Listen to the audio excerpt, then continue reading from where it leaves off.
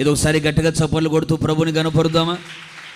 స్తోత్రం, స్తోత్రం, స్తోత్రం, స్తోత్రం, స్తోత్రం, స్తోత్రం. చాలా మంచిది.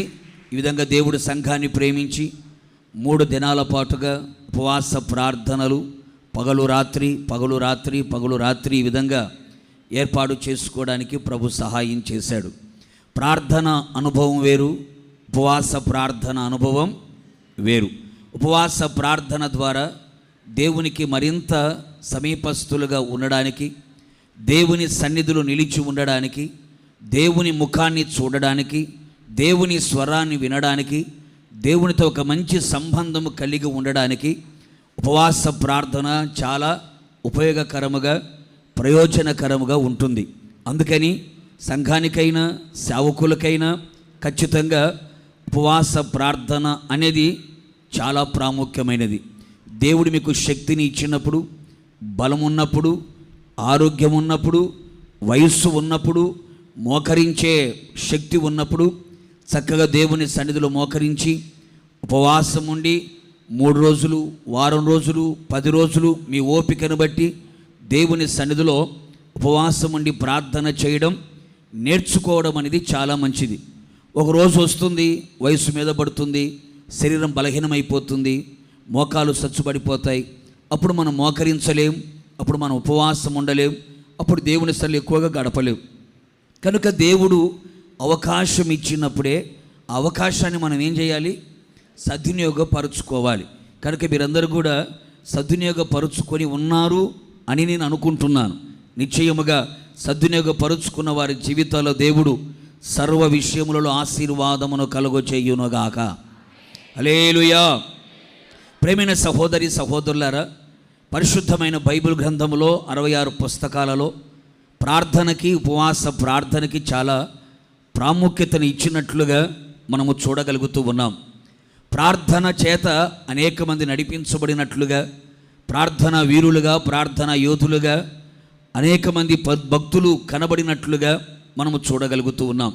చాలామంది దేవుడు వారికి ఇచ్చినటువంటి కృపను బట్టి, వారికి ఇచ్చిన తలాంతును బట్టి వారు ప్రార్థన చేసినట్లుగా, వారి ప్రార్థన ద్వారా దేవుడు కార్యాలు జరిగించినట్లుగా మనము చూడగలుగుతున్నాం. కొన్ని పర్యాయాలు ప్రార్థన చేస్తూ ఉండగా జవాబు వచ్చినట్టుగా మనం చూస్తున్నాం. కొన్ని పర్యాయాలు ప్రార్థన ముగించిన తర్వాత జవాబు వచ్చినట్లుగా మనము చూడగలుగుతున్నాం. మరికొన్ని పర్యాయాలు ప్రార్థించిన చాలా సమయము తర్వాత, చాలా కాలము తర్వాత జవాబు వచ్చినట్లుగా కూడా లేఖనాల్లో మనము చూడగలుగుతున్నాం. మనం ఆరాధిస్తున్న యేసుక్రీస్తు ఎవరయ్యా అంటే ప్రార్థన, చెప్పాలి గట్టిగా, ప్రార్థన ఆలకించే దేవుడు. దిక్కులేని వారి ప్రార్థన నిరాకరింపక వారి ప్రార్థన వైపు తిరిగి ఉన్న దేవుడు. నాకు మర్రపెట్టు, నీకు ఉత్తరమిస్తాను అని వాగ్దానం ఇచ్చిన దేవుడు. పెదవుల నుంచి వచ్చిన ప్రార్థన మానక అంగీకరించగలిగిన దేవుడు. ఇశ్రాయేలు దేవుడిని యెహోవాతో చేసుకున్న మనవిని దయచేయగలిగిన దేవుడు. మనం ఆరాధిస్తున్న యేసయ్య కన్నులుండి చూడగలిగిన వాడు, చెవులుండి వినగలిగిన వాడు, నోరుండి మాట్లాడగలిగిన వాడు, చేతులుండి ఆశీర్వదించగలిగిన వాడు, కాలుని నడిచి మన దగ్గరికి రాగలిగిన సజీవుడైన దేవుడు. ఆయన చెట్టు కాదు, రాయి కాదు, పోత పోసిన విగ్రహము కానే కాదు. ఆయన సజీవుడైన దేవుడు కనుక ఆయన సన్నిధిలో మనము చేస్తున్న ప్రతి ప్రార్థన ఆయన పరిశుద్ధ నివాసమునకు చేర్చబడి జవాబును దేవుడు దయచేయునుగాక. జవాబును దేవుడు దయచేయునుగాక. ప్రేమైన సహోదరి సహోదరులారా, ఈ 3 దినాల పాటుగా మీరు ఎంతగా ప్రతిష్ఠించుకొని, ఎంతగా సమర్పించుకొని, ఎంతగా త్యాగము చేసుకొని, ఎన్ని గంటలు యేసయ్య పాదాల సన్నిధిలో కూడి దేవుని సన్నిధిలో మీరు విన్నపిస్తారో, ప్రార్థిస్తారో, విజ్ఞాపన చేయగలుగుతారో, కన్నీళ్లు విడుస్తారో, బ్రతిమిలాడుతారో, ఖచ్చితంగా మీ ప్రార్థనలన్నిటినీ నా దేవుడు ఆలకించి అంగీకరించి ఆశ్చర్యమైన కార్యాలు జరిగించునుగాక, అద్భుతమైన కార్యాలు జరిగించునుగాక, ఘనమైన కార్యాలు జరిగించునుగాక. విశ్వసించిన వాళ్ళందరూ గట్టిగా హల్లెలూయానండి. విశ్వాసముతో గట్టిగా హల్లెలూయానండి. మీరు విశ్వసించిన ప్రకారము నా దేవుడు చేయునుగాక. ప్రియమైన సహోదరి సహోదరులారా, ఈ పూట మీతో ఒక మాట చెప్పాలని నేను ఆశపడుతూ ఉన్నాను. ప్రభు సన్నిధిలో ప్రార్థించినప్పుడు, ప్రభువుని అడిగినప్పుడు ఒక భక్తుడు చేసిన ప్రార్థన మీకు తెలియపరచమని దేవుడు తన ఆత్మలో ప్రేరేపణ కలుగు చేశాడు. ఆ ప్రేరేపణను బట్టి పరిశుద్ధాత్మని యొక్క సహాయాన్ని కోరుకొని ప్రార్థనాపూర్వకంగా మీ దగ్గరికి నేను వచ్చాను. గతంలో చాలా పర్యాయాలు ఒకవేళ మీరు విని ఉండవచ్చు, వినకపోయి ఉండవచ్చు. వినినా ఇబ్బంది లేదు, వినకపోయినా ఇబ్బంది లేదు. ప్రభు మనతో మాట్లాడుతున్నప్పుడు ప్రతి మాట మన చెవులలో నాటబడునుగాక. ఆత్మ కలిగిన వాడు ఆత్మ చెప్పు సంగతులని చెవిగలవాడు వినునుగాక. మనందరికీ తెలిసిన ఒక భక్తుడు ఉన్నాడు. ఆ భక్తుడి పేరు ఏలియా. ఎవరండి? కొంచెం గట్టిగా చెప్పాలి. ఏలియా అనే ఒక భక్తుడు మనకు కనబడుతాడు. ఏలియా అనగానే దేవుని సన్నిధిలో ప్రతిష్ఠించబడినటువంటి ఒక గొప్ప దైవ సేవకుడు, దేవుని సన్నిధిలో నిలిచి ఉన్న ఒక దైవ సేవకుడు, ఒక రోషము కలిగినటువంటి దైవజనుడు, మరణము చూడకుండా కొనిపోబడినటువంటి దైవజనుడు, కొత్త నిబంధనలు కూడా యేసయ్యతో కలిసి మాట్లాడిన దైవజనుడు, భక్తుడు కూడా ఏలియా ప్రార్థన గురించి ప్రస్తావించినట్లుగా మనము చూడగలుగుతున్నాం. యేసయ్యను గురించి మాట్లాడుకునేటప్పుడు కూడా యేసయ్య అంటాడు, నా గురించి జనాలు ఏమనుకుంటున్నారు అని. ఆ సమయంలో జనాలు యేసు ప్రభుని ఎలా అనుకున్నారట? యేసు ప్రభుతో ఎవరిని పోల్చకూడదు, కానీ వాళ్ళు ఎలా అనుకున్నారట? ఏలియా అనుకున్నారట.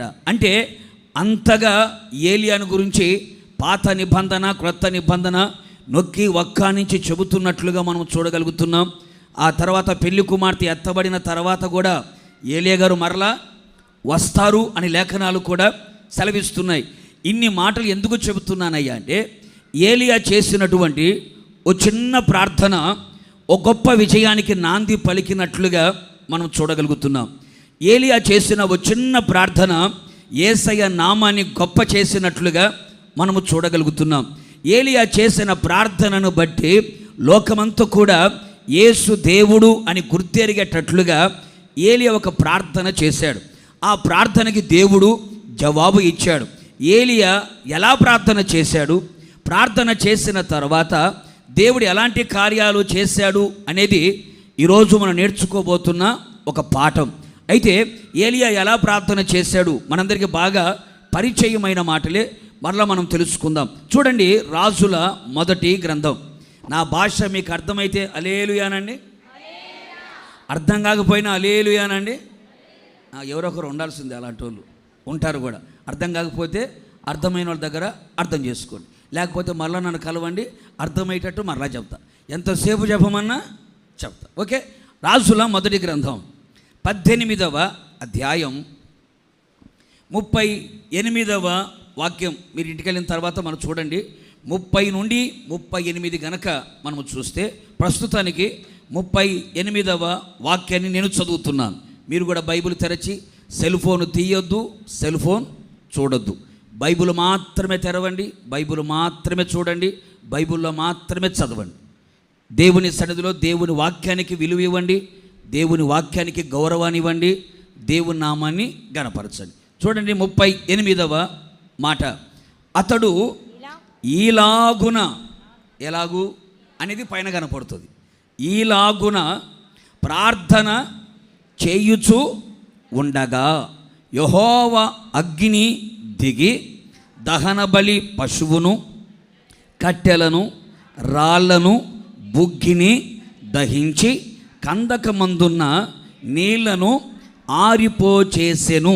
ప్రేమైన సహోదరి సహోదరులారా, అక్కడ రాయబడిన చక్కని మాట ఏమిటయ్యా అంటే, ఏలియా ఈలాగున, ఎలాగు, ఈలాగున. మనం బైబిల్ చదివేటప్పుడు అప్పుడప్పుడు అక్కడ, అప్పుడు, అలా, ఆ విధముగా అనే మాటలు మనకు కనబడతాయి. కనబడిన వెంటనే మనం ఏం చేయాలి? అప్పుడు అన్నప్పుడు ఎప్పుడు, అక్కడ అన్నప్పుడు ఎక్కడ, అలా అన్నప్పుడు ఎలా అని ప్రశ్న వేసుకోవాలి. ఆ ప్రశ్న వేసుకున్నప్పుడు జవాబు మనకి కనబడుతుంది. ఏలియా ఈలాగున ప్రార్థన చేయుచూ ఉండగా, ప్రార్థన ముగించలేదు సుమి. నేను ముందే చెప్పాను, కొన్ని పర్యాయాలు దేవుడు ప్రార్థన చేస్తూ ఉన్నప్పుడే ఆమెన్ అనక మునిపే జవాబు ఉంటుంది. కొన్ని పర్యాయాలు ఆమెన్ అన్న తర్వాత జవాబు వస్తుంది, మరికొన్ని పర్యాయాలు కాలము పడుతుంది అని లేఖనాలు మనం చూస్తున్నాం. ఏలియా ప్రార్థన ఇలాగున ప్రార్థన చేయుచు ఉండగా యెహోవా అగ్ని దిగి ఏం చేసింది? దహన బలి యొక్క పశువును, కట్టెలను, రాళ్లను, అలాగే బుగ్గిని, నీళ్ళను ఏం చేసిందట? ఆరిపోచేసెను అని రాయబడింది. యెహోవా అగ్ని దిగి వచ్చినట్లుగా మనం చూడగలుగుతున్నాం. ఏలియా ప్రార్థన చేస్తే, ఏలియా ప్రార్థన చేయుచు ఉండగా యెహోవా అగ్ని దిగి అతడు ఏ అర్పణ అయితే అర్పించాడో ఆ అర్పణ అంతటిని ఆ అగ్ని ఏం చేసింది? కాల్చి బూడిదగా మార్చినట్లుగా మనము చూడగలుగుతున్నాం. యెహోవా అగ్ని అన్నప్పుడు పరిశుద్ధాత్మకు సాదృశ్యంగా కనబడుతుంది. కొత్త నిబంధనలు కనుక మనము చూడగలిగితే అన్యజనులు అనే అర్పణ పరిశుద్ధాత్మ వలన పరిశుద్ధపరచబడి దేవునికి ప్రీతికరమగునట్లు అని రోమాపత్రికలో పౌలు గారు మాట్లాడుతాడు. అంటే మనము చేస్తున్న ప్రార్థన, మనం అర్పిస్తున్న అర్పణ అది పరిశుద్ధాత్మ చేత ఏమవ్వాలి? పరిశుద్ధపరచబడాలి. అన్యజనులు అనబడుతున్న అర్పణ పరిశుద్ధాత్మ చేత పరిశుద్ధపరచబడినప్పుడే దేవునికి ఎలా మారుతుంది? ప్రీతికరముగా మార్చబడుతుంది. అలాగే ఏలియా కూడా ప్రార్థన చేయుచూ ఉండగా యెహోవా అగ్ని దిగివచ్చింది. ప్రార్థన ముగించలేదు, ప్రార్థన అవ్వలేదు. ప్రార్థన చేయుచూ ఉండగా దేవుని అగ్ని దిగివచ్చి అతడు అర్పించినటువంటి అర్పణ అంతటిని కూడా దేవుడు ఏం చేశాడు? అగ్ని చేత కాల్చివేశాడు. ఒక సవాలుతో కూడినటువంటి ప్రార్థన, రోషముతో కూడినటువంటి ప్రార్థన, పౌరుషముతో కూడినటువంటి ప్రార్థన. 850 మంది ఒక దిక్కున ఉంటే ఏలియా ఒక్కడే ఒకవైపు నిలబడ్డాడు. దేవుని కొరకు రోషము కలిగినటువంటి ఒక వ్యక్తిగా నిలబడి దేవుని సన్నిధిలో అతడు ప్రార్థన చేయుచు ఉండగా ఆ ప్రార్థనకు జవాబుగా పరిశుద్ధాత్మ అగ్ని దిగివచ్చి ఆ అర్పణ అంతటిని కూడా కాల్చివేసినట్లుగా, బూడిదగా మార్చినట్లుగా, ఆరిపోచేసినట్లుగా ఆ తదుపరి ఏలియా ఆరాధిస్తున్న దేవుడు సజీవుడిగా, గొప్ప దేవుడిగా ఘనపరచబడినట్లుగా లేఖనాలు సెలవిస్తున్నాయి. అయితే మనము తెలుసుకోవలసిన పాఠం ఏమిటి అంటే, నేను కూడా ప్రార్థన చేయడానికి వచ్చాను. మరి నేను కూడా ప్రార్థన చేస్తూ ఉండగా నా మీదకి ఏం దిగి రావాలి? పరిశుద్ధాత్మ అగ్ని దిగి రావాలి. నా ప్రార్థనకు జవాబు రావాలి. అడుగుదానికంటే, ఊహించుదానికంటే అత్యధికముగా చేయగలిగిన దేవుడు తన కార్యాలు నా ఎడల వెల్లడి చేయాలి. అందుకని పరిశుద్ధాత్మ అగ్ని ఏలియా ప్రార్థన చేస్తూ ఉన్నప్పుడు దిగి వచ్చింది. అయితే యెహోవా అగ్ని దిగి రావడానికి ఏలియా ఎలాగూ ప్రార్థన చేశాడు? మనము కూడా ప్రార్థన చేస్తూ ఉన్నాం. ఈ 3 దినములలో నువ్వు ప్రార్థన చేస్తూ ఉండగా ఒక్కొక్కరి మీదకి అగ్ని దిగవచ్చునుగాక, పరిశుద్ధాత్మ అగ్ని దిగవచ్చునుగాక. పెంతెకోస్తు పండగ దినమున మేడగదిలో కూర్చున్న వారందరి మీదకి అగ్ని 4 కలవలు విభాగింపబడి ఒక్కొక్కరి మీద వాలగా వాక్శక్తి అనుగ్రహించిన కొలది అన్య భాషలతో మాట్లాడినట్లుగా సంఘమంతటి మీదకి యెహోవా అగ్ని దిగవచ్చునుగాక, పరిశుద్ధాత్మ అగ్ని దిగవచ్చునుగాక. అగ్ని వంటి అనుభవాలతో నింపబడుదురుగాక, అగ్ని జ్వాలలుగా మార్చబడుదురుగాక. అగ్ని వంటి నేత్రములు కలిగిన దేవుడు తన కన్నులతో మనను చూచునుగాక. అయితే అగ్ని దిగివచ్చే ప్రార్థన ఏలియా చేశాడు. మనము కూడా పరిశుద్ధాత్మ అగ్ని దిగివచ్చే ప్రార్థన మనము కూడా చేయాలి. అందుకనే ఏలియా ఈలాగున ప్రార్థన చేయుచు ఉండగా అని రాయబడింది. ఇప్పుడు ఏలియా దగ్గరికి వెళ్ళి ఏలియాతో మనం ఇంటర్వ్యూ చేసామనుకో, అయ్యగారు మీరు ప్రార్థన చేయుచు ఉండగా అగ్ని దిగువచ్చి సమస్తాన్ని కాల్చి పూర్తి చేసి ప్రకృతికి విరోధమైన కార్యాలను కూడా చేయగలిగింది కదా, అగ్నిని నీళ్లు ఆరిపోజేయాలి. కానీ మీరు ప్రార్థన చేస్తే నీళ్ళని వచ్చి ఏం చేసింది? అగ్నియే ఆరిపోజేసింది. అంటే ప్రకృతికి అతీతమైన కార్యం మీ ద్వారా జరిగింది. మరి మీరు ఎలాగూ ప్రార్థన చేశారు? ఏ విధంగా మీరు ప్రార్థన చేశారో మీ ప్రార్థన నమూనాతో మేము కూడా ప్రార్థన చేయాలనుకుంటున్నాం. మీరు చేసినట్లుగా, మీరు నడిచినట్లుగా, మీరు ప్రార్థన అనుభవాన్ని మేము కూడా చూసి ఆ విధముగా ప్రార్థన చేయాలనుకుంటున్నాం. మీరు ఎలా ప్రార్థన చేశారు అని కనుక ఏలియాను కనుక ఇంటర్వ్యూ చేస్తే ఏలియా ఇంటర్వ్యూలో 7 అనుభవాలు కనబడతాయి. ఎన్ని? ఇంకటి సౌండ్ రావట్లేదేంటి అంటే 7 గంటల దాకా చేస్తాను అనుకోవద్దు, త్వరగానే ముగిస్తాను. 7 అనుభవాలు ఏలియా చెబుతాడు. నేను ఈలాగున నేను ప్రార్థన చేశాను, ఆ ప్రార్థన చేస్తూ ఉండగానే దేవుడు కార్యాలు చేశాడు అని చెప్పాడు. అయితే ఏలియా ఎలాగున ప్రార్థన చేశాడు, ఎలా ప్రార్థన చేశాడు ఒక్కొక్కటిగా క్లుప్తంగా పరిశుద్ధాత్మ దేవుడు మనందరితో మాట్లాడునుగాక. మనమందరం పరిశుద్ధాత్ముని యొక్క స్వరము విందుముగాక. ఓ పేపర్ అలా తిప్పండి. 18వ అధ్యాయం 30వ వాక్య భాగాన్ని ఓసారి మనం చూద్దాం. అప్పుడు ఏలియా నా దగ్గరికి రండని జనులందరితో చెప్పగా జనులందరూ అతని దగ్గరకు వచ్చిరి. మొదటి మాట గుర్తుపెట్టుకోండి. మొదటిగా అతడు క్రింద పడద్రోయబడి ఉన్న యెహోవా బలిపీఠమును బాగు చేసి, ఇది మొదటి మాట. ఎలాగునా నువ్వు ప్రార్థన చేశావు ఏలియా అని అడిగితే ఏలియా చెప్పే మొట్టమొదటి మాట ఈ మాట. ఈ సన్నివేశం మనందరికీ బాగా తెలుసు కదా. వర్షం కురవలేదు, వర్షం లేనందువల్ల కరువు వచ్చింది. ఆ కరువులో ఏలియా బయలు ప్రవక్తలతో అలాగే ఆషేరుదేవి ప్రవక్తలతో ఒక ఛాలెంజ్ విసిరాడు.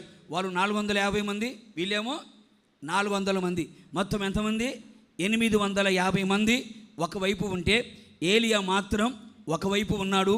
మీ దేవుడు కరెక్టా, మా దేవుడు కరెక్టా, మీ దేవుడు అద్భుతం చేస్తాడా, మా దేవుడు అద్భుతం చేస్తాడా చూద్దామా అని సవాలుతో కూడినటువంటి ఒక ప్రార్థన, ఒక సవాలుతో కూడినటువంటి అధ్యాయం ఈ అధ్యాయంలో వాళ్ళు ఓడిపోయారు.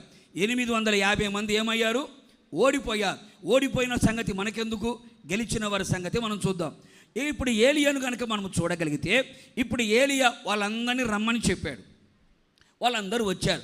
వచ్చిన తర్వాత ఏలియా ప్రార్థన చేయడానికి మునుపు అతడు చేసిన కార్యం ఏంటి అని చూడగలిగితే, మొదటిగా రాయబడిన మాట, అతడు క్రింద పడద్రోయబడి ఉన్న యెహోవా బలిపీఠమును ఏం చేశాడట?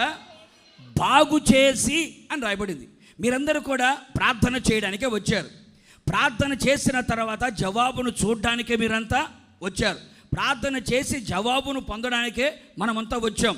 ఈ ప్రార్థన ద్వారా సంఘానికి క్షేమము కలగాలి, కుటుంబానికి క్షేమము కలగాలి, వ్యక్తిగత జీవితానికి క్షేమము కలగాలి, మా ప్రాంతానికి ఆశీర్వాదం కలగాలి. మనం ఏదైతే అడుగుతున్నామో వాటన్నిటిని మనం పొందుకోవడానికే వచ్చాం.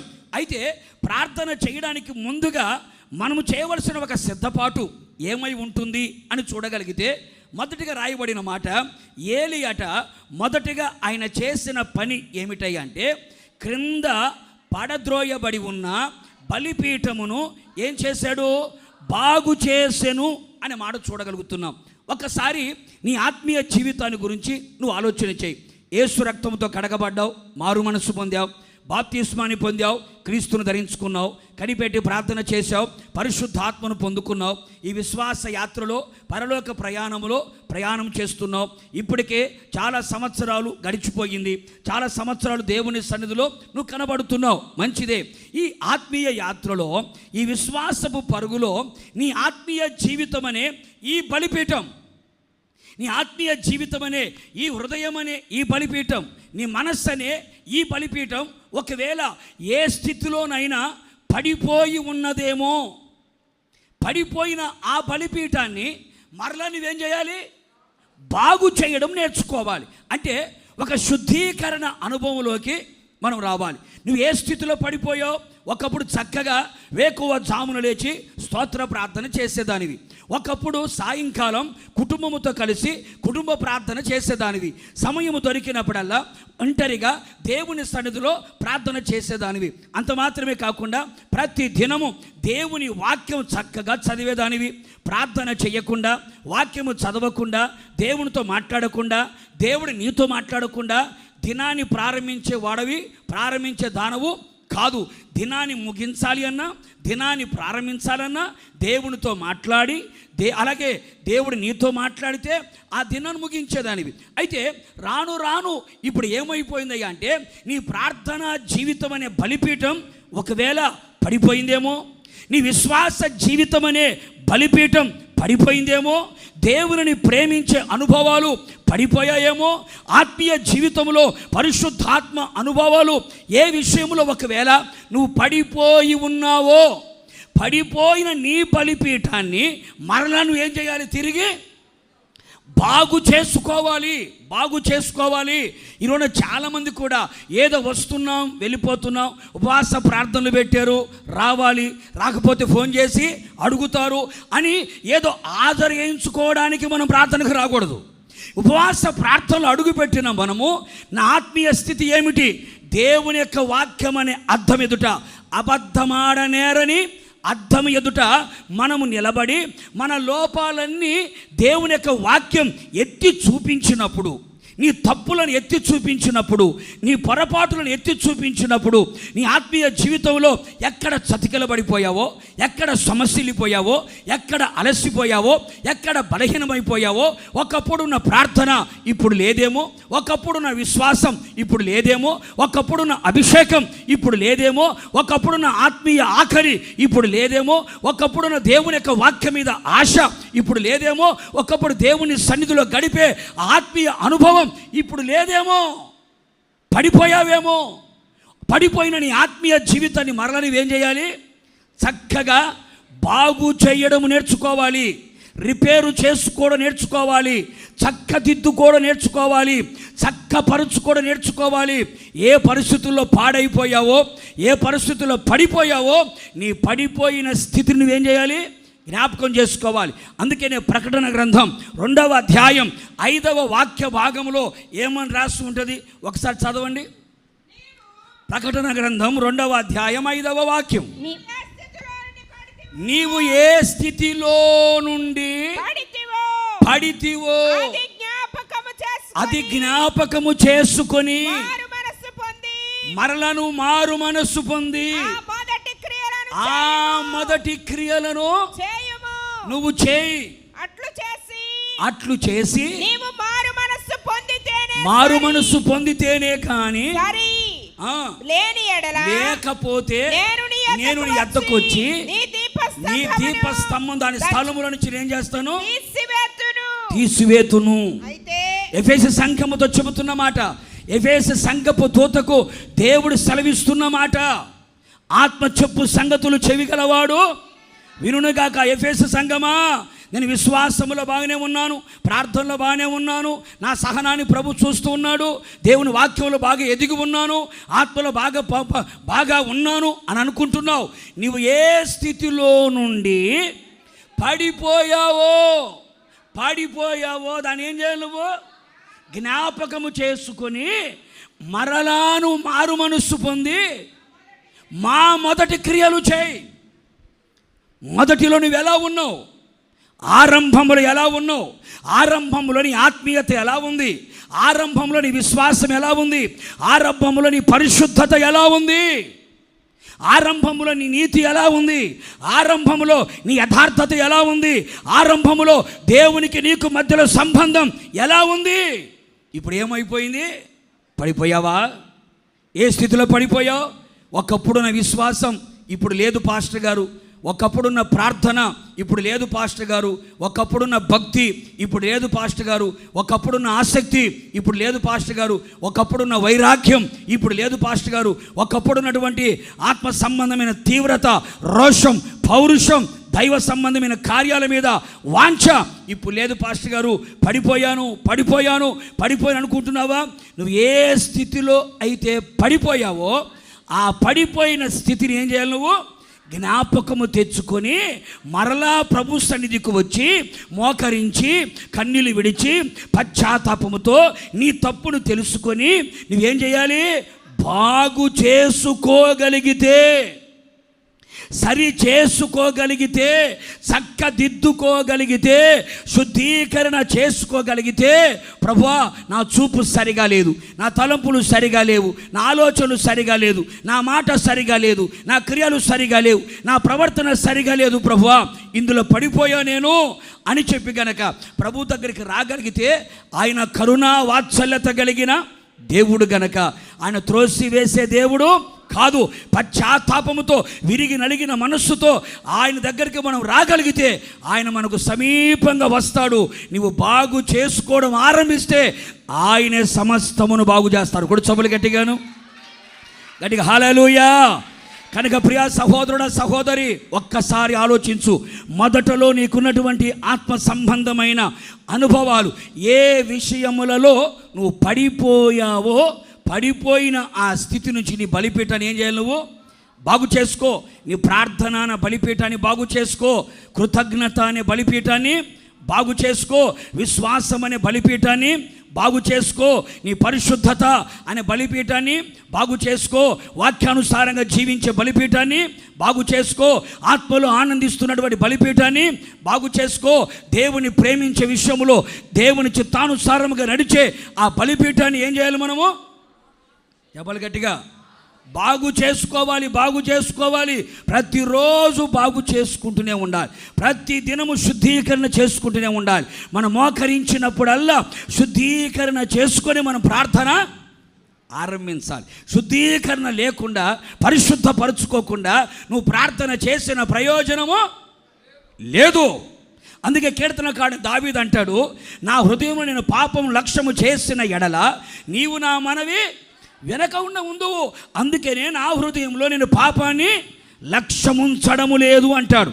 అంటే తన్ను తాను శుద్ధీకరణ చేసుకొని, పరిశుద్ధపరుచుకొని, దేవుని వాక్యము చేత, క్రీస్తు రక్తము చేత, క్రీస్తు వాక్యము చేత, క్రీస్తు ఆత్మ చేత, ఆత్మ ప్రాణ శరీరముని పరిశుద్ధపరుచుకొని, బాగు చేసుకొని, చక్కదిద్దుకొని, సరి చేసుకొని, మరలా తిరిగి కట్టుకొని అప్పుడు మనం ప్రార్థన ప్రారంభించాలి. కొడు సభలు గట్టిగాను అర్థమైన వాళ్ళందరూ గట్టిగా హల్లెలూయా, హల్లెలూయా.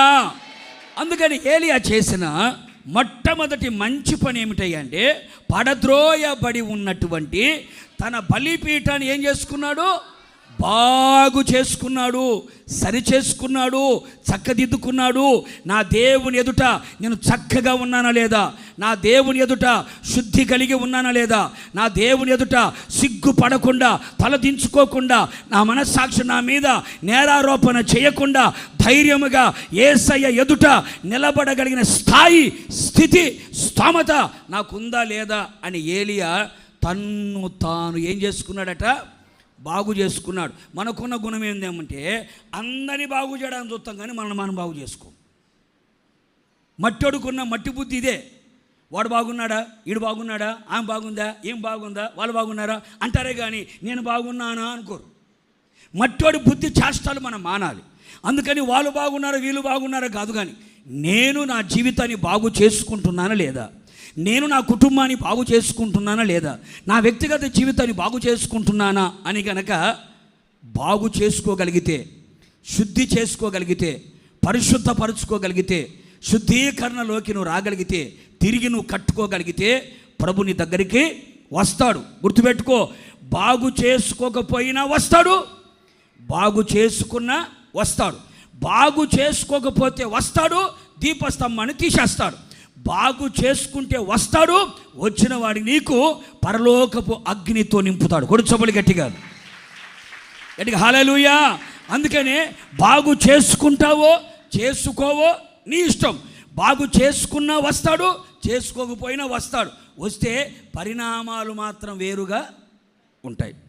అందుకని ఏలియా తను చేసిన ప్రార్థన, ఈలాగు ప్రార్థన చేసావన్నావు కదయ్యా, ఏలాగు చేసావంటే నా బలిపీఠాన్ని నేను, చెప్పలు గట్టిగా, నా బలిపీఠాన్ని నేను బాగు చేసుకున్నాను అన్నాడు. రెండవ మాటగా మనం చూడగలిగితే 31వ వాక్యం చూడండి. యెహోవా వాక్కు ప్రత్యక్షమై యెహోవా వాక్కు ప్రత్యక్షమై నీ నామము ఇశ్రాయేలులగునని వాగ్దానము నొందిన యాకోబు సంతతి గోత్రముల లెక్క చొప్పున 12 రాళ్లను తీసుకొని ఆ రాళ్ల చేత యెహోవా నామమున ఒక బలిపీఠమును కట్టించి ఓకే చాలా. రెండవదిగా ఏలియా గారు అగ్ని దిగు వచ్చే ప్రార్థన మీరు చేశారు కదా. ఎలాగూ చేశారు అంటే పడద్రోయబడిన బలిపీఠాన్ని రిపేర్ చేసుకున్నాడు, బాగు చేసుకున్నాడు. తర్వాత రాయబడిన మాట ఏమిటయ్యా అంటే దేవుని యొక్క వాక్కు ప్రత్యక్షమైన తర్వాత యాకోబు కుమారుల యొక్క 12 గోత్రాలు ఉన్నాయి కదండి. ఆ 12 గోత్రం లెక్కన ఎన్ని రాళ్ళు తీసుకున్నాడట చెప్పాలి కదా. ఎన్ని రాళ్ళు? రాళ్ళ లెక్క కూడా రాయాలా? రాళ్ళతో బలిపీఠం కట్టాడంటే సరిపోయింది కదా, దాన్ని కూడా లెక్క చూపించాలా? చూపించాలి. మరి ఎన్ని రాళ్ళు అంట చెప్పాలి గట్టిగా. ఎన్ని రాళ్ళు? 12 రాళ్ళను తీసుకొని ఆ రాళ్ళతోనే ఏం కట్టాలి? 13 రాళ్ళు తీసుకుంటానయ్యా, నాకు ఓవర్ భక్తి ఎక్కువ, 13 తీసుకుంటా, అంత భక్తి నాకు లేదు, 10 తీసుకుంటానంటే కుదరదు. ఎన్ని తీసుకోవాలా?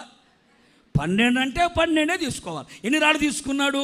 12 రాళ్ళని తీసుకొని యెహోవా నామమున ఒక బలిపీఠాన్ని కట్టాడు. 12 రాళ్ళు అన్నప్పుడు ఈ 12 అనే మాట దేన్ని సూచిస్తుంది? ఈ 12 అనేది దేని అర్థాన్ని కలుగు చేస్తుంది అంటే యాకోబు యొక్క కుమారుడు. యాకోబుకి ఎంతమంది పిల్లలు? అదే మీకు తెలిసింది. యాకోబుకి 13 మంది పిల్లలు, 12 మంది. అది నేను అడిగింది పిల్లలు. ఎంతమంది పిల్లలు? 13. కుమారులు ఎంతమంది? ఓకే, ఆ 12 మంది 12 గోత్రాలు కదా. 12 అనే దేని సూచిస్తుంది అంటే కొత్త నిబంధనలోకి రాగలిగితే యేసు ప్రభుని వెంబడించిన శిష్యులు చాలామంది ఉన్నారా లేదా? చాలామంది యేసు ప్రభుని వెంబడించారు. అయితే యేసయ్య ఒక రోజున రాత్రంతా ప్రార్థన చేసుకొని ఆ రాత్రంతా ప్రార్థన చేసి తెల్లారిన తర్వాత యేసయ్య ఎంతమందిని పిలిచాడు? 12 మందిని పిలిచి వారికి ఏమని పేరు పెట్టాడు? అపోస్తులులు అని పేరు పెట్టాడు. ఎంతమంది వాళ్ళు? చెప్పాలి గట్టిగా. ఎంతమంది వాళ్ళు? 12 మంది వాళ్ళు. ఆ 12 మందికి యేసయ్య పెట్టిన పేర్లు ఏంటి? అపోస్తులులు అని పెట్టారు. ఇప్పుడు ఏలియా బలిపీఠాన్ని కట్టినప్పుడు ఎన్ని రాళ్ళతో బలిపీఠాన్ని కట్టాడు?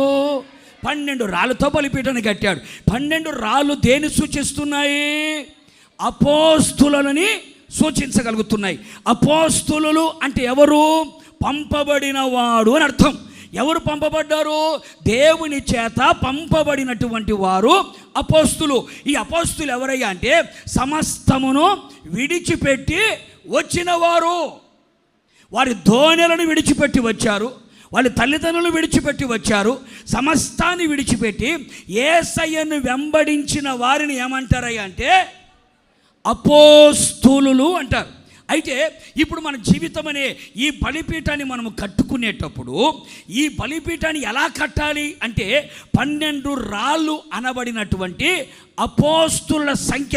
ఈ అపోస్తుల సంఖ్య దేని సూచిస్తుందయ్యా అంటే మీకు అర్థమయ్యే భాషలో చెప్పాలంటే పేతురు పరిశుద్ధాత్మను పొందుకున్న తర్వాత మొట్టమొదటి ప్రసంగం చేశాడు. ఆ మొట్టమొదటి ప్రసంగానికి సంఘముగా ఎంతమంది చేర్చబడ్డారు? 3000 మంది చేర్చబడ్డారు. మొట్టమొదటి సంఘ సంఖ్య ఎంత? 3000 మంది సంఘంలో చేర్చబడ్డారు.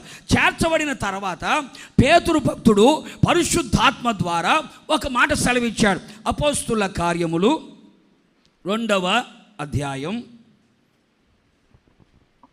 బైబిల్ ఉన్న వారందరూ బైబిల్ తెరచి చూద్దాం. అపోస్తుల కార్యాలు 2వ అధ్యాయం 42వ వాక్యాన్ని చూద్దాం. వీరు అపోస్తలుల బోధయందును సహవాసమందును దాని అట్లా చదవకూడదమ్మా. అపోస్తులుల బోధయందును ప్లస్ అపోస్తులుల సహవాసమందును ప్లస్ అపోస్తులుల రొట్టె విరుచుటయందును ప్లస్ అపోస్తులుల ప్రార్థన చేయుటయందును ఎడతెగక ఉండిరి. సంఘం ఎలా కలిసి ఉండాలి?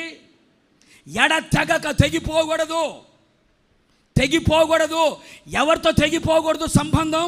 సహవాసం ఎవరితో తెగిపోకూడదయ్యా అంటే అపోస్తులుల బోధ, అపోస్తులుల సహవాసం, అపోస్తులుల రొట్టె విరుచుట, అపోస్తులుల ప్రార్థన. ఈ 12 రాళ్ళు దేని సూచిస్తున్నాయి అంటే ఈ అనుభవాన్ని సూచిస్తున్నాయి. అంటే ప్రతి ఒక్క వ్యక్తి కూడా సంపూర్ణుడిగా మార్చబడి పరిపూర్ణతలోకి రావాలనుకున్న ప్రతి వ్యక్తి కూడా ఈ అనుభవంలోకి రావాలి. ఏదైనా చర్చే కదా, ఏదైనా ప్రార్థనే కదా, ఎక్కడికి పోతే ఏముందిలే, అదే బైబిల్ కదా, అదే ప్రార్థన కదా అని అనుకోకూడదు. 12 రాళ్లతో బలిపీఠాన్ని ఎందుకు కట్టమన్నాడు?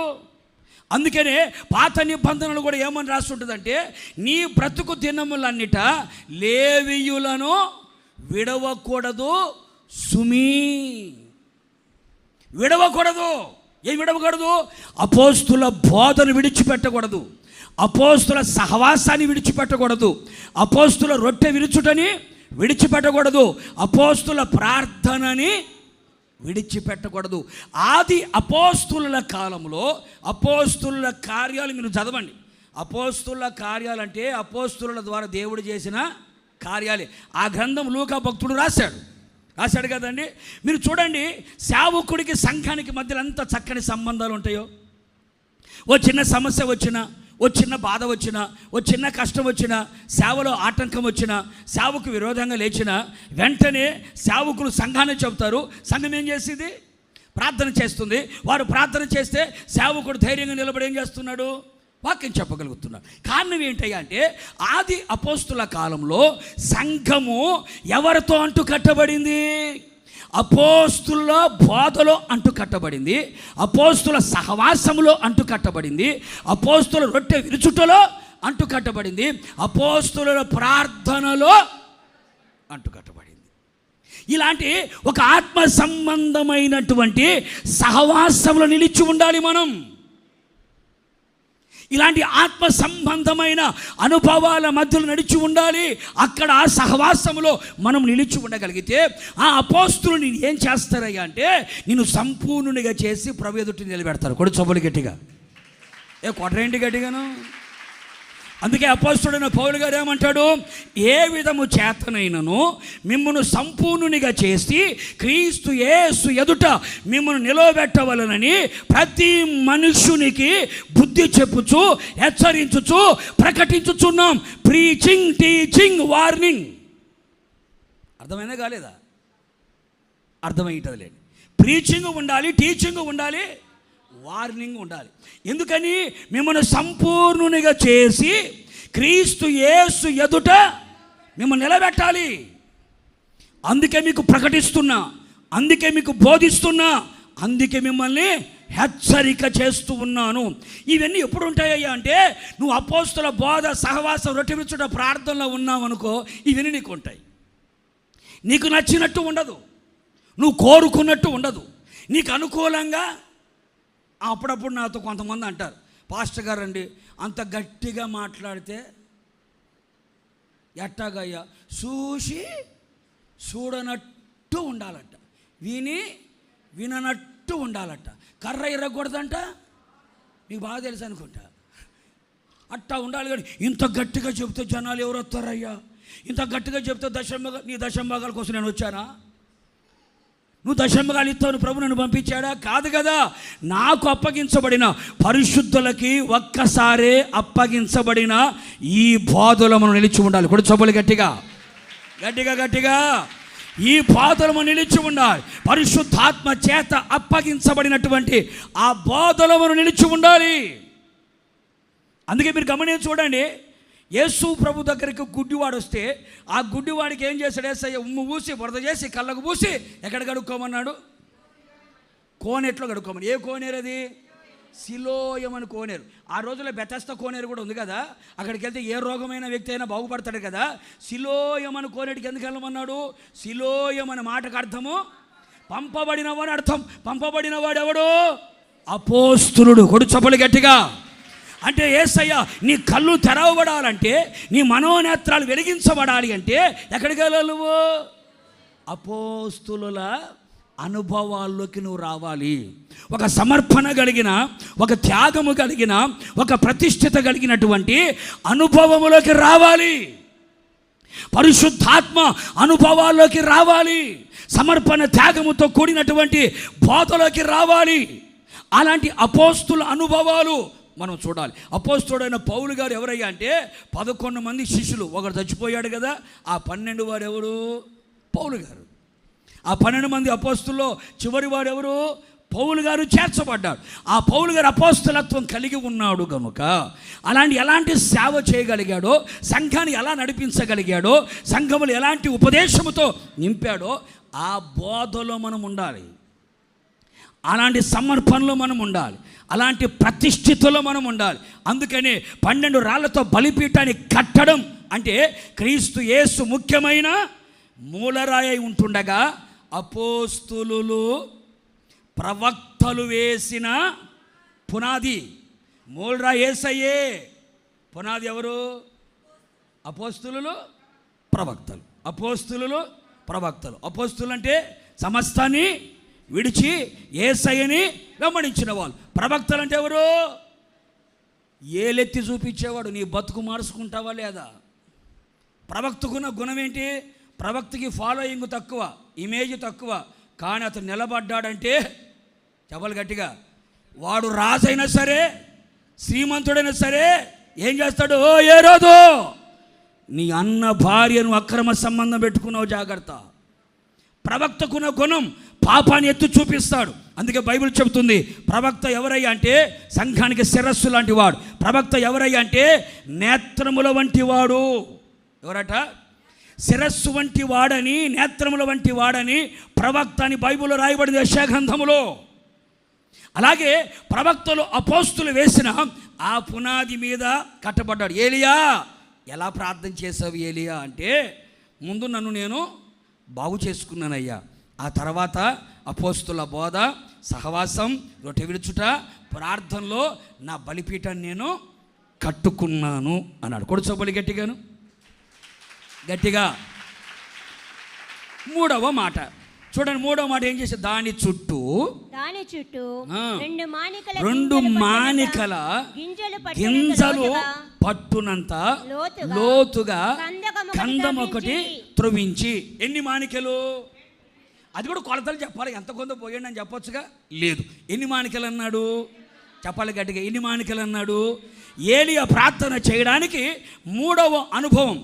ప్రార్థనకు ముందు అతడు చేసిన ఒక సిద్ధపాటు ఏం చేశాడయ్యా అంటే 2 మానికల గింజలు పట్టుకున్నాడు. 2 అన్నప్పుడు ఈ 2 దేని సూచిస్తుంది?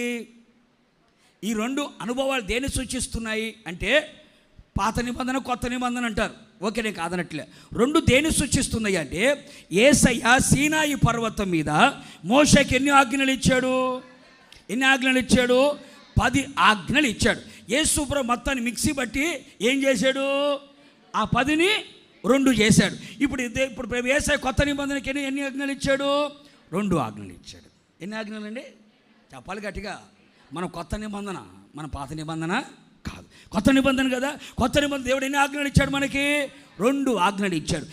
ఏమిటా 2 ఆజ్ఞలు? మొదట నిన్ను వలే. 10 ఆజ్ఞలన్నీ 2 ఆజ్ఞల్లోనే మిళితమై ఉన్నాయి. అంటే 10 ఆజ్ఞలను చూసి చేసి 2 గ్లాసులు పట్టాడు ఆయన. మొదటి ఆజ్ఞ ఏంటయ్యా అంటే నిన్ను వలే. ఏం సౌండ్ రావట్లేదు ఏంటి? నిన్ను వలే నీ పొరుగు వారిని ప్రేమించు. రెండవ ఆజ్ఞ ఏంటి? నీ పూర్ణ హృదయముతో, నీ పూర్ణ ఆత్మతో, నీ పూర్ణ బలముతో, నీ పూర్ణ వివేకంతో, నీ పూర్ణ శక్తితో ఎవరిని ప్రేమించాలి? నీ భార్యని కాదు, నీ భర్తని కాదు, నీ ఉద్యోగాన్ని కాదు, నీ వ్యాపారాన్ని కాదు, నీ శరీరాన్ని కాదు, లేకపోతే నీ ఒంటిని కాదు, నీ ఇంటిని కాదు. ఎవరిని ప్రేమించాలి? యేసయ్యనే ప్రేమించాలి. ఇప్పుడు ఏలియా తన ప్రార్థన చేస్తూ ఉండగా అగ్ని దిగి రావడానికి అతడు సిద్ధపడిన అనుభవం ఏమిటయ్యా అంటే దేవుడు ఇచ్చిన 2 ఆజ్ఞలని పాటించాడు. కూడా చప్పలు గట్టిగాను. 2 ఆజ్ఞలు పాటించాడు. ఏంటి? యేసయ్య నన్ను ఎలా ప్రేమించాడో, నేను పాపములో ఉండగానే యేసయ్య నన్ను ప్రేమించాడు, నేను భక్తిహీనుడిగా ఉండగానే యేసయ్య నన్ను ప్రేమించాడు, ఆయనకు నేను శత్రువుగా ఉండగానే యేసయ్య నన్ను ప్రేమించాడు. నన్ను యేసయ్య ఎలా ప్రేమించాడో అలాగే నేను కూడా ఇతడి వ్యక్తిని చెప్పమ్మా. కానీ ఇప్పుడు మనం ఏం చేస్తున్నాం చెప్పు? ఎదుటి వ్యక్తిని మనం ప్రేమించగలుగుతున్నామా? శత్రువుని ప్రేమించగలుగుతున్నామా? నిన్ను దూషించినవాడు, నిన్ను హింసించినవాడు, నీ మీద చెడ్డ మాటలు పలికినవాడు, నీ మీద దుమ్మెత్తి పోసినవాడు, నువ్వు నాశనం అయిపోతావని చెప్పించినవాడు ఉన్నాడే, అలాంటి వాడు నీ కంటి ముందు కనబడినప్పుడు praise Lord brother, praise Lord sister అంటున్నావా? ముఖం తిప్పుకొని, మూతి మార్చుకొని, పళ్ళు కొరుక్కుంటా, చేతులు ఊపుకుంటా చెప్పు. ఫోన్ రాకపోయిన ఫోన్ వచ్చినట్టుగా ఓవర్ యాక్షన్ చేసుకుని వెళ్ళిపోతున్నావా? ఏం మాట్లాడేటండి? చెప్పరేటండి బాబు. నా భాష మీకు అర్థమవుతుందా? అవుతుందా లేదా? అవుతుంది. ఎందుకు అవ్వదు? పరిశుద్ధాత్మను మాట్లాడేదిగా బాగానే అవుతుంది. కనుక ప్రియ సహోదరుడా, నిన్ను వలే నీ పొరుగు వారిని ప్రేమించే అనుభవంలోకి రావాలి. అసూయలు, ద్వేషాలు, పగలు, ప్రతీకారాలు, మత్సరాలు ఉండకూడదు. అవి మన మనస్సులో పెట్టుకొని మనం ఎంత ప్రార్థన చేసినా మన ప్రార్థనకు జవాబు పైనుంచి అగ్ని రాడు. పక్కింటి నుంచి పడితే అగ్ని జాగ్రత్త, పైనుంచి రాదు. అందుకని 2 ఆజ్ఞలు అంటే, మొదటిగా యేసయ్య నిన్ను ఎలా ప్రేమించాడో, నువ్వు ఏ స్థితిలో ఉన్నప్పుడు యేసుని నువ్వు ప్రేమించాడో అట్టి ప్రేమను మన ప్రజలకి చూపించాలి. అది యేసయ్య ప్రేమ, యేసయ్య చూపించిన ప్రేమ. రెండవది ఏంటయ్యా అంటే, యేసయ్యనే ఎక్కువగా ప్రేమించాలి. కూడా చప్పులు గట్టిగాను. మనం పాట పాడతాం ఏమని? నిన్నే ప్రేమింతు, అంత పట్టిదే. పాట మాత్రం బాగానే పాడతావు నువ్వు చెప్తున్నా. పాట నిజంగా చెప్పాలా, మనం ప్రేమిస్తున్నామా? పేతురు, ఇదిగో వీళ్ళందరికంటే ఎక్కువగా నీవు నన్ను, వీరందరికంటే అంటే యేసయ్య కంటే ఏది ఎక్కువగా మనము ప్రేమించకూడదంటే చెప్తున్నావే కానీ ప్రేమించని చెప్పట్లేదే. యేసయ్య కంటే ఎక్కువగా దేనిని సరిగ్గా వినపలే నాకు. ప్రేమించను అని చెప్పాలా. నా భర్త అయినా, నా భార్య అయినా, నా పిల్లలైనా, నా ఆస్తి అయినా, నా అంతస్తు అయినా, నా జ్ఞానమైనా, నా చదువైనా, నా డబ్బు అయినా, నా పొలమైనా, నా బంగారమైనా, యేసయ్య కంటే ఏది ఎక్కువగా ప్రేమించావా దేవుడు దానిని తీసివేయునుగాక. ఏ సౌండ్ రావట్లేదండి? అబ్రహాము ఇస్సాకు దగ్గరకు వచ్చినప్పుడు ఏమని తెలుసా? నీకు ఒక్కడై ఉన్న కుమారుని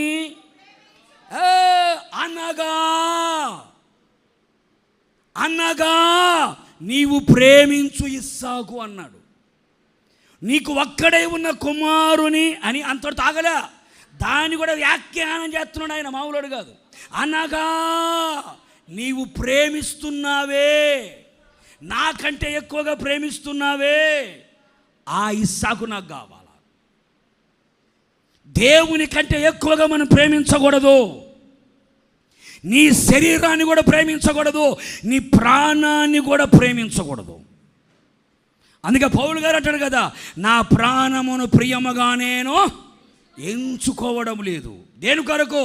నా యేసయ్య ప్రేమ ఎదుట నా ప్రాణం ఎంత, నా యేసయ్య కొరకు చావడానికైనా నేను సిద్ధపడి ఉన్నాను. అది యేసయ్యను ప్రేమించిన నోట వచ్చే. కులానికే భయపడుతుంటివి, మతానికే భయపడిపోతుంటే యేసయ్యని ఏం ప్రేమిస్తావు చెప్పు నువ్వు?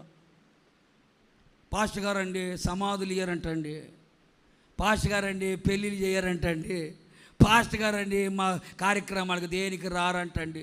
అందుకని ఏం చేస్తున్నాము? దేవుణ్ణి ప్రేమించినప్పుడు యేసయ్య ప్రేమ కొరకు దేనినైనా త్యాగం చేయాలి, దేనినైనా వదులుకోవాలి. అది యేసయ్య ప్రేమ అంటే. యేసయ్యను ప్రేమించే వ్యక్తి దేనినైనా వదులుకోవడానికి, దేనినైనా పోగొట్టుకోవడానికి వల్ల సిద్ధపడి ఉండాలి. అది యేసయ్య ప్రేమ అంటే. అందుకని వీరందరికంటే ఎక్కువగా నీవు నన్ను ప్రేమిస్తున్నావా? యేసయ్య అడగాల్సిన ప్రశ్న అది కాదు, కానీ అడుగుతున్నాడు. ఎంత ప్రేమ ఉందో, అందుకనే ఏలియా ప్రార్థనకి అగ్ని దిగి రావడానికి గల కారణం ఏంటయ్యా అంటే యేసయ్య ఇచ్చిన 2 ఆజ్ఞలు పాటించాడు.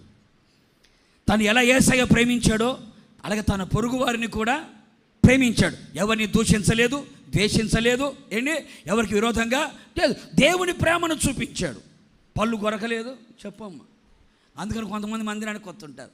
ఏమ్మా పలానోళ్ళు మీ ఇంటి పక్కన వాళ్ళు రావట్లేదంటే వాళ్ళకు మాకు చెప్పు మాటలు లేవు. మళ్ళీ వీడికొత్తే ఆత్మ వచ్చిందంటే అరెకరం కావాలి వీళ్ళకి. మళ్ళీ ఆత్మ వస్తే అరెకరం కావాలా వాళ్ళకి మాకు. అది నిజమైన ఆత్మ అంటారా?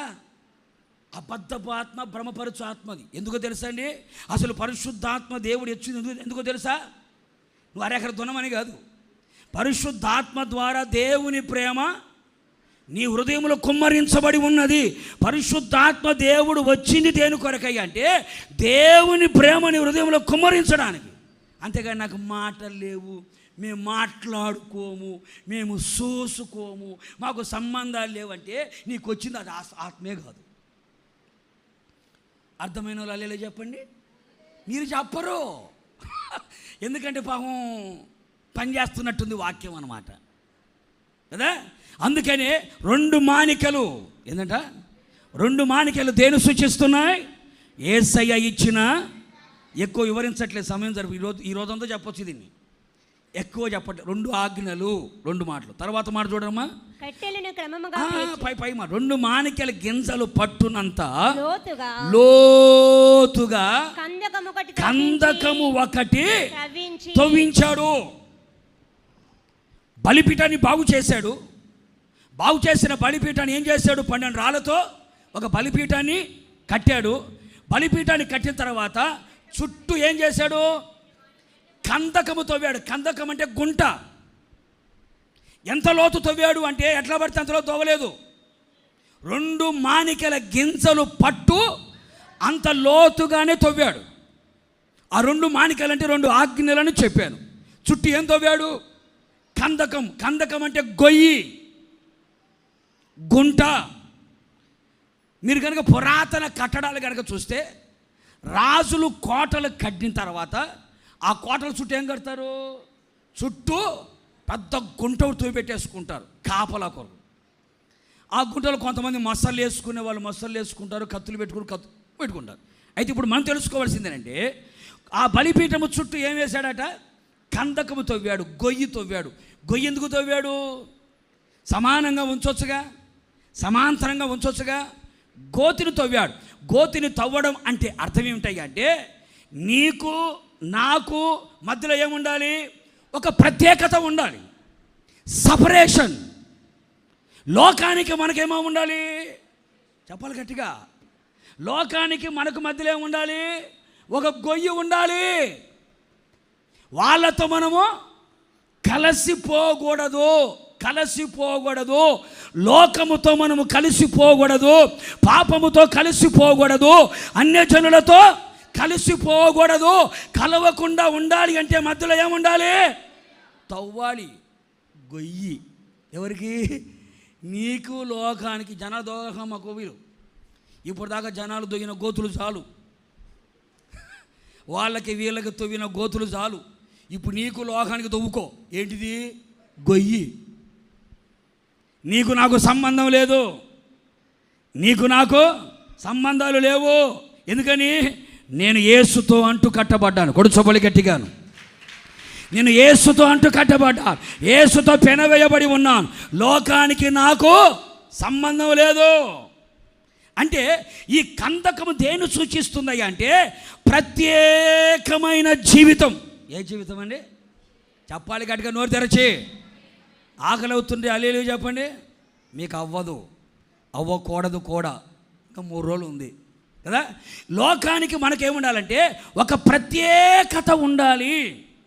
మన వస్త్రధారణ ప్రత్యేకంగా ఉండాలి, మన వేషధారణ ప్రత్యేకంగా ఉండాలి, మన మాట ప్రత్యేకంగా ఉండాలి, అలాగే మన పద్ధతులు ప్రత్యేకంగా ఉండాలి, మనం చేసే భక్తి ఎలా ఉండాలి? ఓ ప్రత్యేకత ఉండాలి. 4 నతానియేలు గుంపులో ఏంటి కులంతో కొర్నేలు, నలుగురితో నతానేలు లాగా ఉండకూడదు మనం. ఏమా ఉండకూడదు. ఇది మనకి సపరేట్ ఉండాలి. అందుకే పేతురు భక్తుడు కూడా తన మొట్టమొదటి ప్రసంగంలో ఏమంటాడు? మూర్ఖులకు ఈ తరము వారికి వేరుగా ఉండు. అందుకే యేసయ్య కూడా ద్వితీయోపదేశ కాండం నిర్గమకాండం రాయబడి ఉంటుంది. ఏమని? ఆయన తన ప్రజల్ని తన స్వకీయ సాంపాద్యముగా చేసుకోవడానికి ఆయన అన్యజనుల నుంచి మనల్ని ఏం చేశాడట? వేరు చేసెను. మీరు ప్రత్యేకముగా ఉండాలి, మీరు ఒంటిగా ఉండాలి, కలిసిపోకూడదు, లోకముతో కలిసిపోకూడదు, నేత్రాశతో శరీరాశతో జీవపు డంబముతో కలిసిపోకూడదు, అన్యజనుల ఆచారాలతో కలిసిపోకూడదు, అన్యజనుల సాంప్రదాయాలతో కలిసిపోకూడదు. అన్యజనులు చేసినట్టుగా మనము చెయ్యకూడదు అంటావే కానీ చేయనని చెప్పట్లేదే. చెయ్యను. ప్రత్యేకత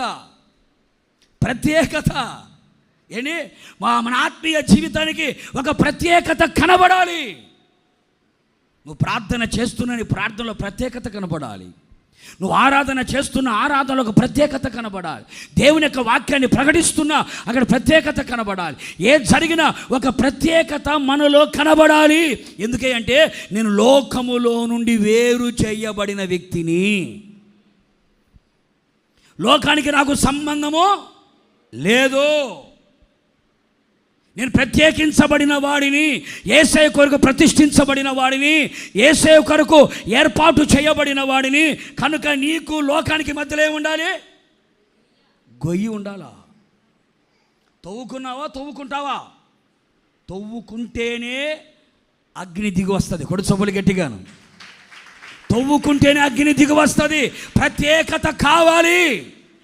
ప్రత్యేకత. అంతేగాని లోకములో ఉన్నట్లుగా, లోకంలో జీవించినట్లుగా, లోకంలోకి వెళ్ళినట్టుగా వాళ్ళు బ్యూటీ పార్లర్కి పోతున్నారు పాస్టర్ గారు, మేము కూడా పోతామంటే వాళ్ళు బంగారు నగలు దిగేసుకుంటున్నారు పాస్టర్ గారు, ఎన్ని పూలు పెట్టుకొని తిరుగుతున్నారు పాస్టర్ గారు, అమ్మో వాళ్ళు వేసుకునే డ్రెస్సులు మామూలే పాస్టర్ గారు అని అంటేటగా నీకంటూ ఏముండాలా?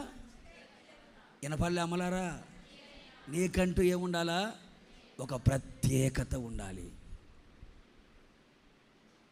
లోకము నిన్ను చూచి అసహించుకునేటట్టు ఉండాలి. లోకము నిన్ను చూచి ప్రేమించేటట్టు ఉండకూడదు. లోకము నిన్ను ప్రేమిస్తుందా? లోకము నిన్ను ద్వేషిస్తుందా? లోకము నిన్ను ద్వేషిస్తే యేసయ్య నిన్ను ప్రేమిస్తున్నాడని అర్థం. లోకము నిన్ను ప్రేమిస్తే యేసయ్య చేత ద్వేషించబడతావని అర్థం. అర్థమైందా? ప్రత్యేకత ఉండాలి. అంతేగాని ఆచారాలు, సాంప్రదాయాలు, దినాలు, నక్షత్రాలు, చెప్పు, నక్షత్రాలు, దినాలు, రాసులు, నీ నక్షత్రం కలిసిందా, ఈ నక్షత్రం కలిసిందా? ఒక నక్షత్రం ఊడిపడితేనే భూగోళం అంతా గందరగోళం అయిపోయింది. ఇంకా 2 నక్షత్రాలు కలిసాయి అంటే కొంప కొల్లేరేగా. అవునా కాదా? నక్షత్రాలు కలిసినాయా, పేరు కలిసి. ఇది ప్రార్థనకు వచ్చే భక్తులే. వీడికి వస్తేనేమో ప్రార్థన, బయటికి వెళ్తేనేమో ఇక్కడ ఆరాధన, అక్కడ ఆచారం, ఇక్కడ స్తుతి ఆరాధన, అక్కడ సాంప్రదాయాలు. ఇప్పుడు చెప్పండి, ఏమవ్వాలి మనం? వేరు చేయబడాలి. లోకములో నుండి వేరు చేయబడాలి. అన్ని ఆచారాల నుంచి వేరు చేయబడాలి. నామకార్థపు స్థితిలో నుండి మనం ఏం చేయబడాలి? వేరు చేయబడాలి. అందుకే బలిపీఠము చుట్టూ ఏం తవ్వుకోవాలా? గొయ్యి కందకము తవ్వాలి. అంటే నేను లోకానికి వేరుగా ఉన్నాను, నేను ప్రత్యేకించబడిన వ్యక్తిని, దేవుని కొరకు ప్రత్యేకించబడిన వ్యక్తిని. అందుకే అంటాడు, బిలాము అంటాడు, అదిగో అది ఒంటిగా ఉండే జనమది, అందరితో కలిసేది కాదు, అందరితో కలిసిపోయేది కాదు, రాజకీయ నాయకులతో కలిసిపోయేది కాదు, లోకముతో కలిసిపోయేది కాదు. అది ప్రత్యేకంగా ఉండే జనం. ఎక్కువ వివరించట్లేదు. గొయ్యి మాత్రం తవ్వుకోవాలా. నీ చుట్టూ ఏముండాలా? చెప్పాలిగా, ఒక బౌండరీ అంటూ నీకు ఉండాలా. నేను దాన్ని దాటి వెళ్ళకూడదు. లోకము దాటి నీలోకి రాకూడదు, నీవు కందకాన్ని దాటి లోకములోకి వెళ్ళకూడదు. మన ఆత్మీయ జీవితం ఎలాంటిదయ్యా అంటే నీళ్ళ మీద నడుచుచున్న పడవ లాంటిది. పడవ నీళ్ళ మీదే ఉండాలి కానీ నీళ్ళు పడవలోకి రాకూడదు. వచ్చిందా బద్దలే. అందుకని ఏలియా అగ్గిని కురిసే ప్రార్థన ఎలా చేయగలిగాడయ్యా అంటే లోకానికి తనకి మధ్యలో ఒక గొయ్యి తవ్వుకొని పెట్టుకున్నాడు.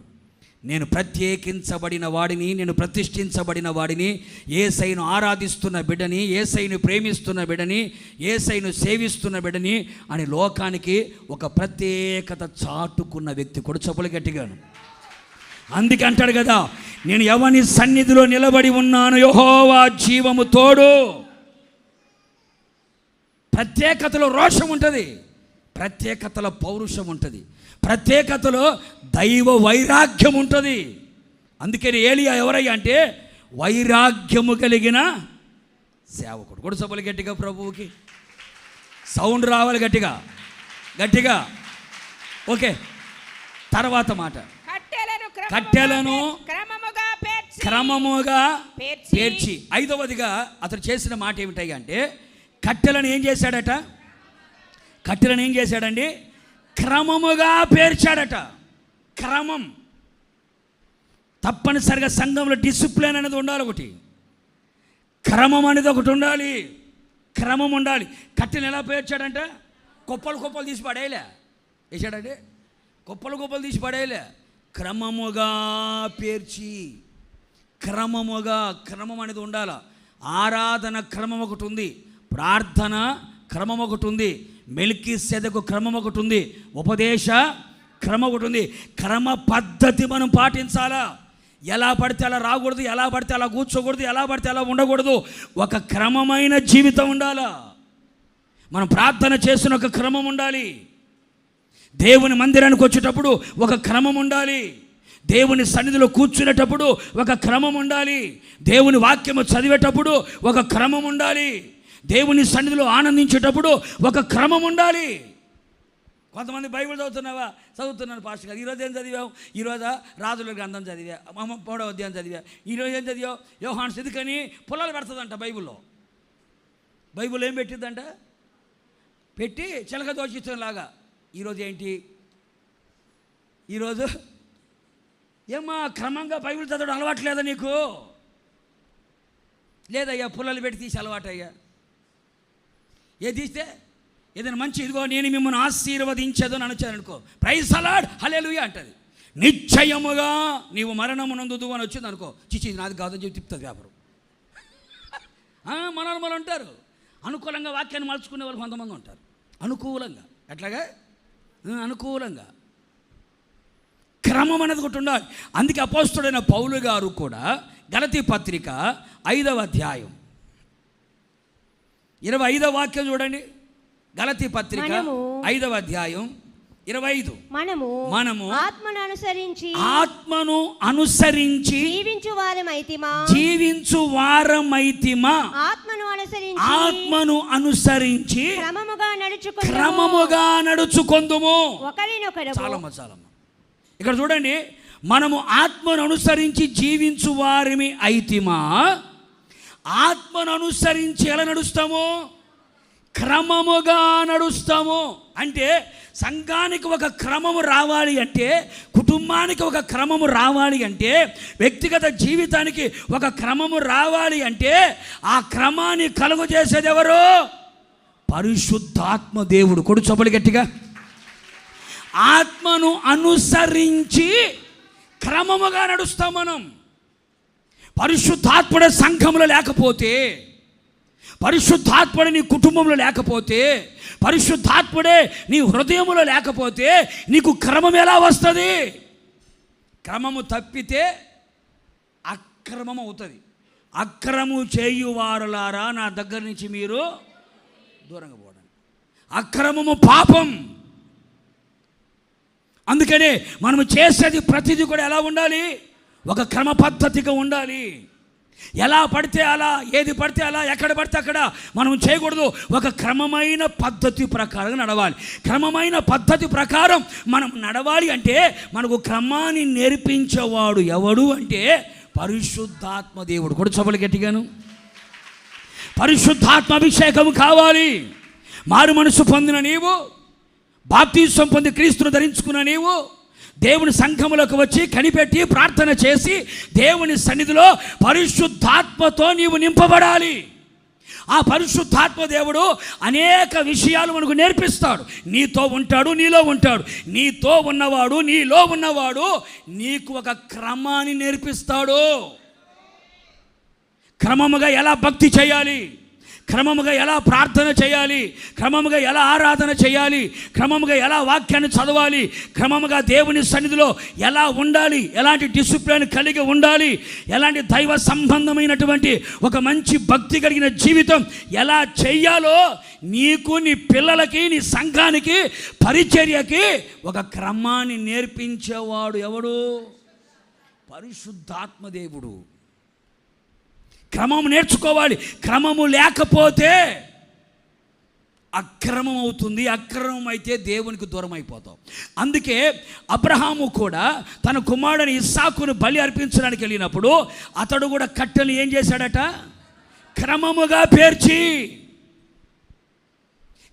పేర్చాడు కనుకనే యెహోవా ఈరేగా అక్కడ ఉన్నాడు. ఆయన యేసుక్రీస్తు ప్రభుల వారు కూడా అనేక మంది రొట్టెలు తినడానికి కూర్చుంటే వాళ్ళందరూ ఎలా కూర్చోబెట్టాడంటే ఆయన పంక్తులుగా కూర్చోబెట్టే క్రమముగా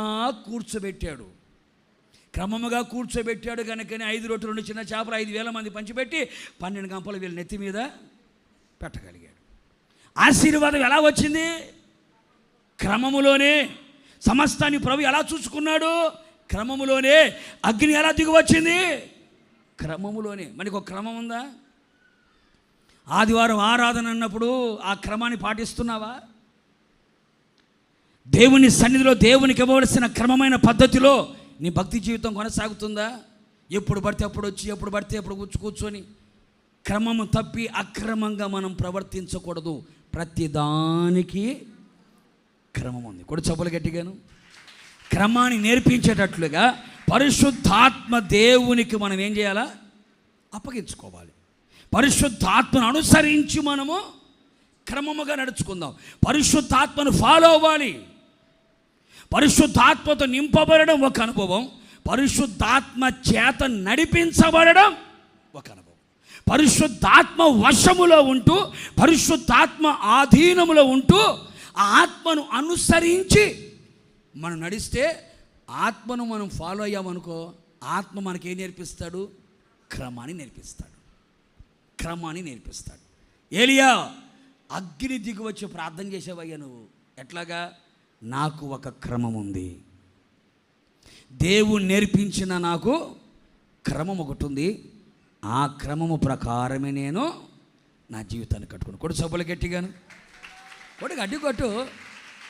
తర్వాత మాట మనం చూద్దాం. తర్వాత ఏమని రాస్తుంది? 6వ మాట. ఎద్దును తునకలుగా కోసి ఆ కట్టెల మీద ఉంచి జనులు చూచుచుండగా మీరు 4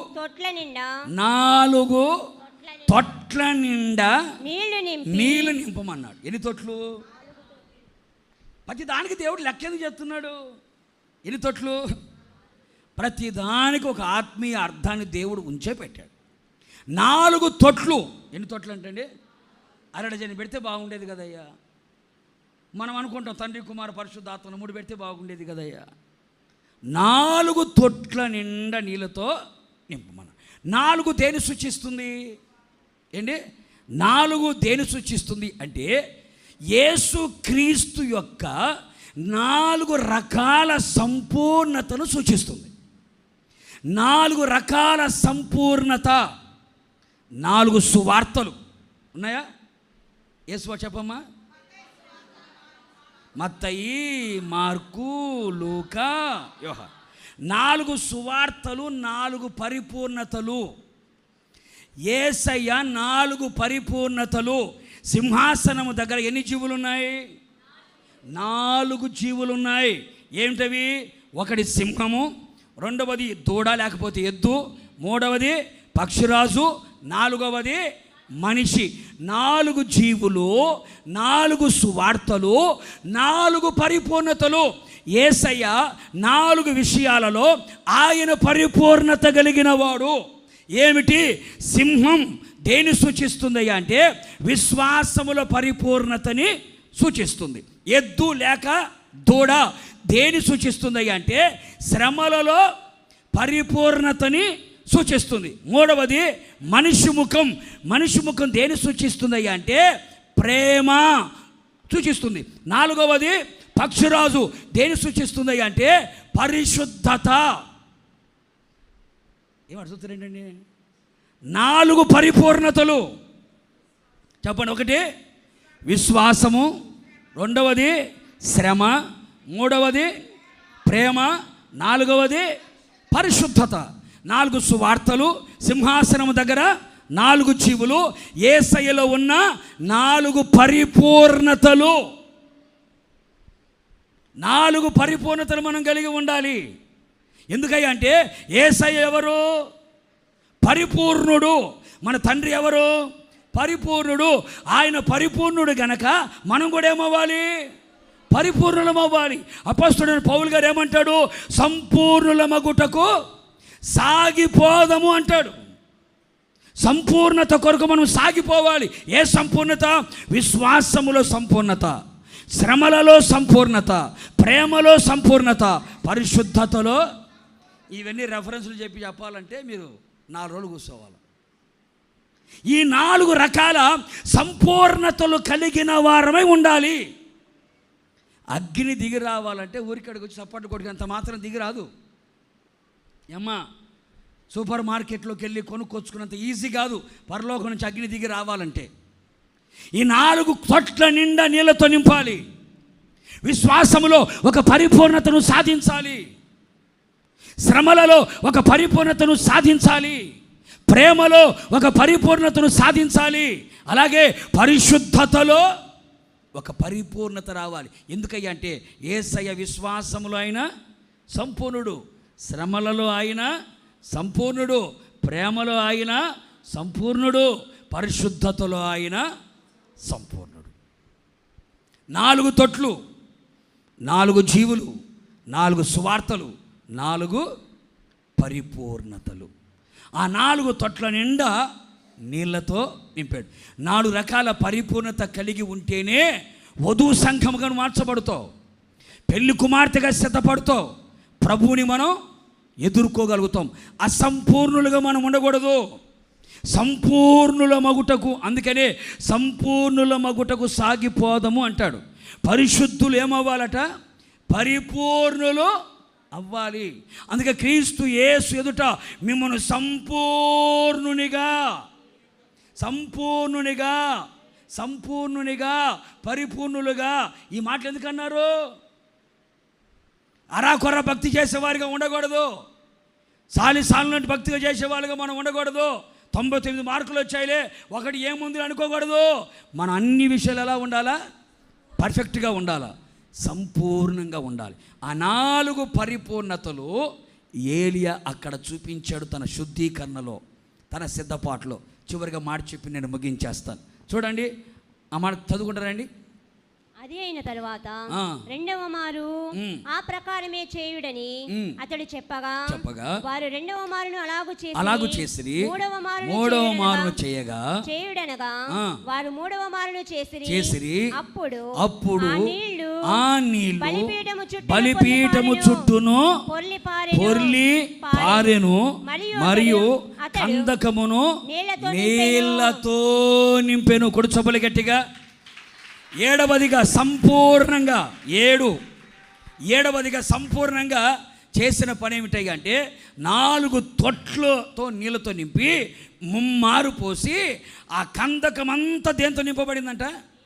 నీళ్ళతో నింపబడింది. నీళ్ళతో నింపబడింది. నీళ్ళు దేన్ని సూచిస్తున్నాయి అని చూడగలిగితే నీళ్ళు పలు విధాలుగా సూచనలుగా కనబడతాయి. కానీ దీన్ని బట్టి మనం అర్థం చేసుకోవాల్సింది ఏంటంటే దేవుని వాక్యమనే నీళ్ళు. ఏ నీళ్ళమ్మా? దేవుని వాక్యం అనే స్వచ్ఛమైన నీళ్ళు. అందుకని బైబిల్ ఏమంటుంది? మచ్చ, ముడత, డాగు, ఎలాంటి కలంకము లేని పవిత్రమైన పరిశుద్ధమైన సంఘముగా ఉండడానికి ఆయన ఏం చేశాడు? వాక్యం అనే ఉదకము. ఉదకం అంటే మంచినీరు, నీళ్లు కాదు, మంచినీరు. మంచి నీళ్లు అనబడే దేవుని వాక్యముతో స్నానము చేస్తే అప్పుడు ఆ సంఘం ఎలా ఉంటుంది? మహిమగల సంఘముగా మారుతుంది. మహిమగల సంఘంగా మారుతుంది. అందుకనే 4 తొట్ల నిండా నీళ్లు తీసుకొని ఆ కందకమంతా ఏం చేయాలి? నీళ్లతో. అంటే మన హృదయం అంతా దేంతో నింపబడాలి? దేవుని వాక్యముతో నింపబడాలి. అందుకే పౌలు గారు కొలస్స పత్రికకి ఏమంటాడు? క్రీస్తు వాక్యము మీలో కొంచెమా సమృద్ధిగా నివసింపనీయుడి. ఇప్పుడు మన వాళ్ళు ఉన్నారు, లాంగు ఆగో, పెళ్ళైన కొత్తలో పెళ్ళి కాక మునుపు చెప్పమంటే అట్ట జరిగింది పాస్టర్ గారు, ఇట జరిగింది పాస్టర్ గారు అంటారు. పోయిన వారం ఏం వాక్యం చెప్పామని చెప్పు, రాదు. వినపడిందా? యాక్షన్ బాగానే చేస్తున్నారు, ఆస్కార్ అవార్డు ఇవ్వచ్చు మీకు. అంతకుముందు 10 సంవత్సరాల క్రితం 15 సంవత్సరాల పలానా మనిషి నన్ను అంత లావు మాట, ఎంత లావు మనకు తెలియదు, అంత లావు మాట అనింది, అది గుర్తుపెట్టుకుంది. పోయిన వారం పాస్టర్ ఏ వాక్యం చెప్పాడంటే మాత్రం, అంటే నీ హృదయంలో ఏమి నివసిస్తుంది? అగ్ని దిగి రావాలంటే ఆ అగ్నికి దోహదపడేది ఈ నీళ్ళే. దేవుని వాక్యముతో మన హృదయాన్ని నింపుకోవాలి. కొడు చొప్పలు గట్టిగా.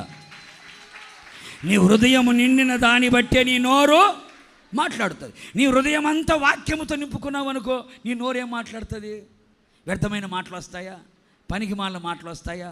అబద్ధాలు వస్తాయా? బూతులు వస్తాయా? రావు. ఎందుకని? నీ హృదయంలో ఏముంది? వాక్యం ఉంది. అప్పుడు నువ్వు నోరు తెరిస్తే ఏమొస్తుంది? వాక్యమే వస్తుంది. అందుకని మన హృదయం నిండా, మన మనస్సు నిండా ఏముండాలా?